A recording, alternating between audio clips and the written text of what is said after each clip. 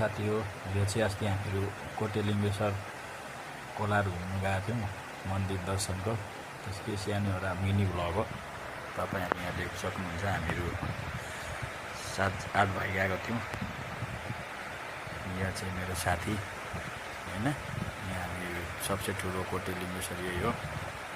यता त्यो एन्ट्रेन्सको यो मेन जग्गा हो, दर्शन गर्ने ठाउँहरू भइहाल्यो यो होइन। हाम्रो खड्काजी त्यता प्रसाद लिएर आउनुहुँदैछ भगवान्लाई दर्शन गरेर। यता हेर्नुहोस् यहाँ त बहुत धेरै कोटिलिङ्गेश्वर यसको नामै हो। लिङ्गहरू पनि धेरै छ, शिवलिङ्गहरू पनि यहाँ बहुत धेरै छ।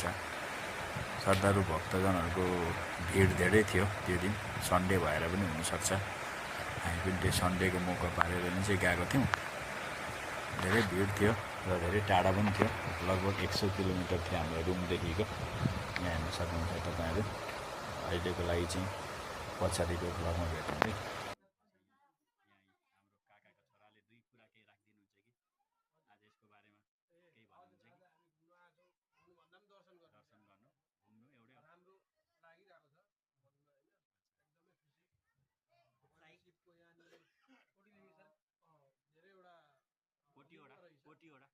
कोटीवटा शिवलिङ्ग हो यो सबै। कोटीवटा मतलब कोटी एक तर छ पनि होला नि यत्रो सानो दर्शन त धेरै साह्रो पर्ला। 100 वटा त सकिँदैन, जतिवटा सक्छ हामी होइन। होइन कोसिस जारी नै छ हाम्रो, अब कति सकिन्छ अब यसमा प्रयास गर्छौँ